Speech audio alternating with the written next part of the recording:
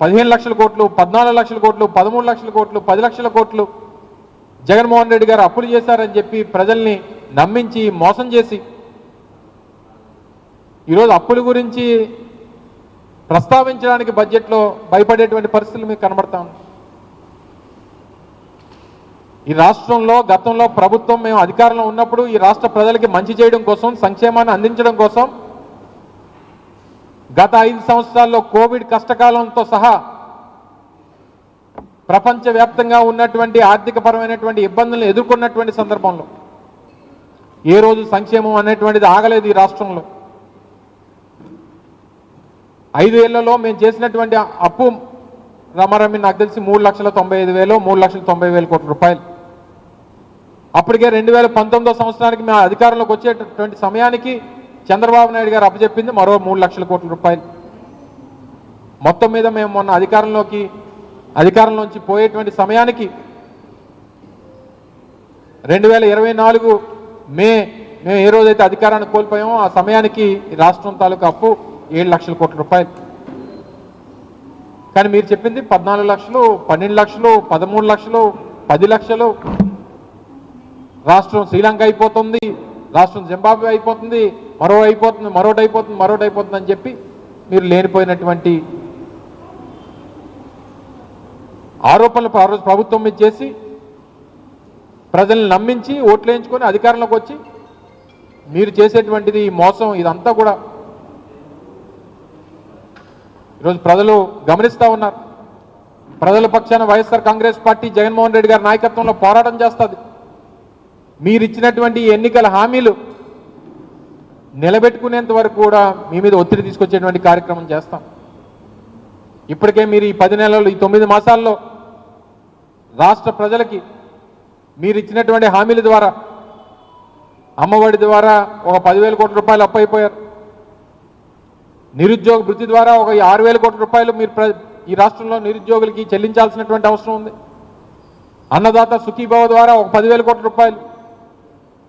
ఇక 18 సంవత్సరాల నుంచి 59 సంవత్సరాలు నిన్నటువంటి మహిళలకి 1,500 రూపాయలు చెప్పిన నెలకిస్తామని చెప్పారు. నాకు తెలిసి ఈ రాష్ట్రంలో 18 సంవత్సరాలు నిన్నటువంటి మహిళలు దాదాపు 2 కోట్ల మంది ఉన్నారు. అంటే 18 సంవత్సరాల నుంచి 59 సంవత్సరాలు పోనీ అలా తీసుకున్నా పోనీ 1,75 లక్షల నుంచి 1,80 లక్షల మంది ఉన్నారు.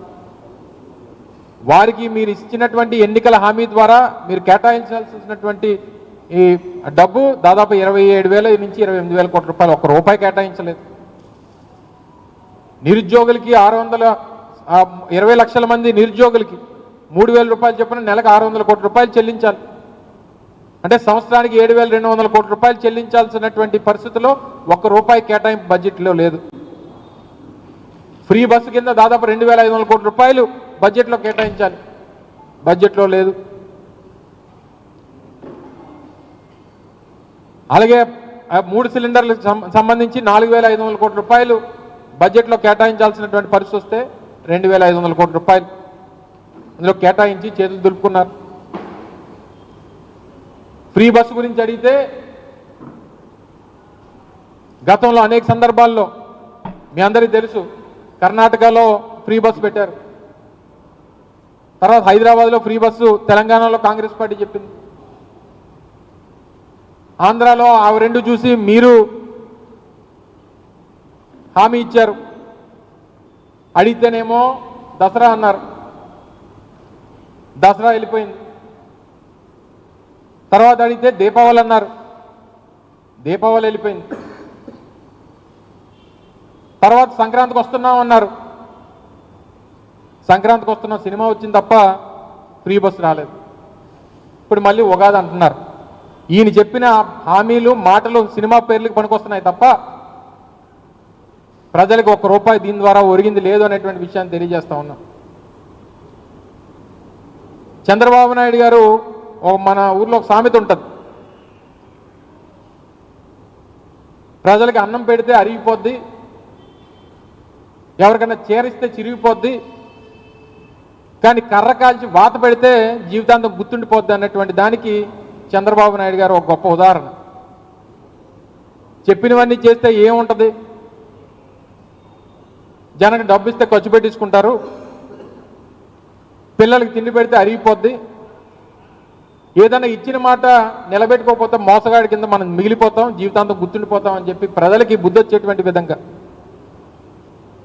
చంద్రబాబు నాయుడు గారి తాలూకు వ్యవహార తీరుంది. ఇన్ని రకాలుగా ఈ రాష్ట్రంలో రైతులకి మేలు చేసేటువంటి పరిస్థితులు లేవు. మొన్ననే మనం చూసాం, ఈ పక్కనే నిరుద్యోగులు గ్రూప్ 2కి సంబంధించినటువంటి ఉద్యోగ అవకాశాల కోసం చివరిగా ప్రభుత్వంలో ఉన్నటువంటి ముఖ్యమంత్రి, ప్రభుత్వం కమిషన్కి లేఖ రాస్తే పట్టించుకున్నటువంటి పరిస్థితుల్లో ఉన్నారు. వేలాది మంది యువత రోడ్ల మీదకి వచ్చి వారి తాలూకా ఇబ్బందులు చెప్పేటువంటి పరిస్థితి. తొలి సంతకం డిఎస్సికి దిక్కుదివాన్ లేదు.